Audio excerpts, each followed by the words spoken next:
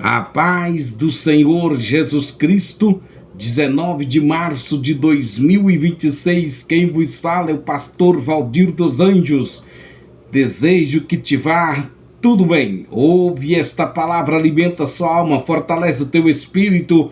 Deus te abençoe. Amados irmãos, pastores, líderes, obreiros e igreja do Senhor, meditamos hoje no tema O Filho e o Espírito Santo, à luz de Mateus capítulo 12, versículo 28, na versão Almeida Corrigida.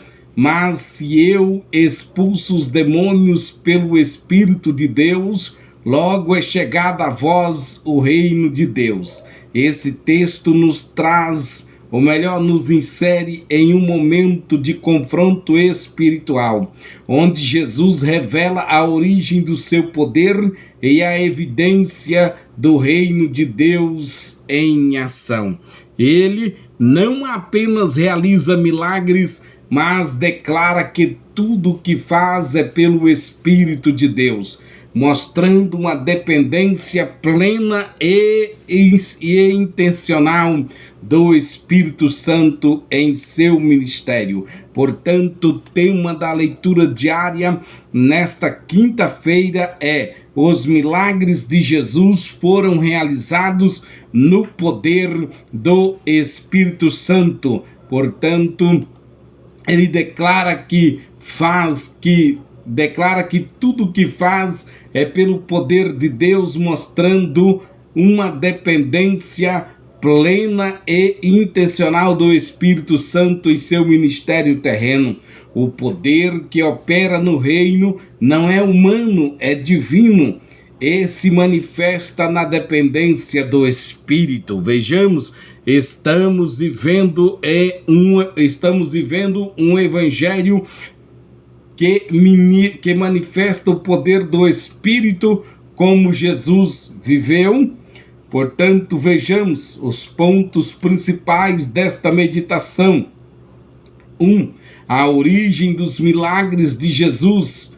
O Espírito de Deus, ao afirmar que expulsava demônios pelo Espírito de Deus, Jesus corrige uma interpretação errada dos fariseus e estabelece um princípio espiritual profundo. O ministério eficaz nasce da ação do Espírito Santo. O ministério eficaz nasce da ação do Espírito Santo. A exegese do texto revela que a expressão pelo Espírito de Deus indica instrumento e fonte de poder. Entendemos que Jesus, embora sendo filho de Deus, escolheu viver como homem dependente do Espírito, conforme também testificado na primeira epístola de Pedro, capítulo 1, versículo 11,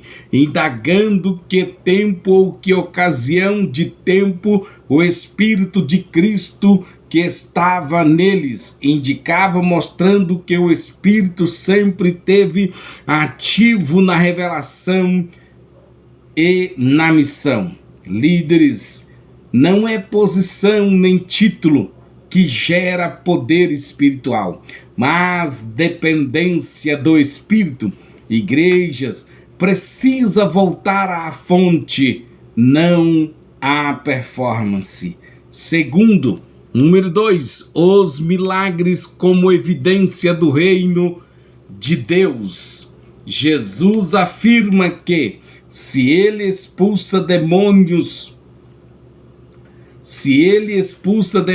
pelo Espírito, então o reino já chegou. A exegese mostra que os milagres não são fins em si mesmo, mas sinais visíveis de uma realidade invisível. O governo de Deus sendo estabelecido. Em 1 de Pedro, capítulo 2, 9, vemos: Mas vós sois geração eleita, para que anuncieis as virtudes daquele que vos chamou.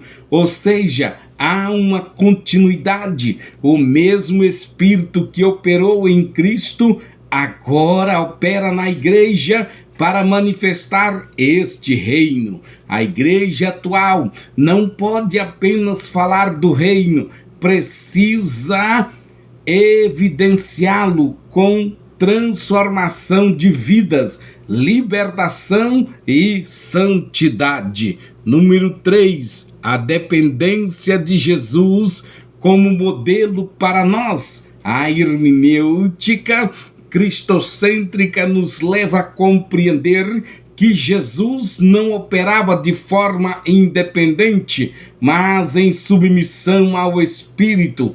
Isso ecoa em 1 de Pedro, capítulo 4, 14. Se pelo nome de Cristo sois vituperados, bem-aventurados sois, porque sobre vós repousa o Espírito da glória, mostrando que o Espírito continua ativo na vida dos que seguem a Cristo. Pastores e obreiros, o ministério não se sustenta na força humana. A igreja precisa aprender, buscar, ouvir e depender do Espírito Santo diariamente. É hora de buscarmos intimidades com o Espírito Santo, não apenas conhecimento bíblico, mas comunhão viva. Lideranças, mestres, obreiros, professores, ministrem não apenas com estratégias, mas com direção espiritual. Pergunte sempre: o Espírito está conduzindo isso? Igreja, valorize momentos de oração, consagração e sensibilidade espiritual. Sociedade, seja instrumento de Deus para levar libertação, cura. E sociedade, seja instrumento de Deus para levar libertação, cura emocional e esperança, manifestando o reino com ações concretas. Já estamos concluindo. A olharmos para Mateus capítulo 12, 28, entendemos claramente que Jesus viveu e realizou todo o seu ministério em plena dependência do Espírito Santo. Isso não foi opcional, foi essencial. O mesmo Espírito que operou milagres em Cristo continua ativo hoje, chamando a igreja a viver a mesma realidade.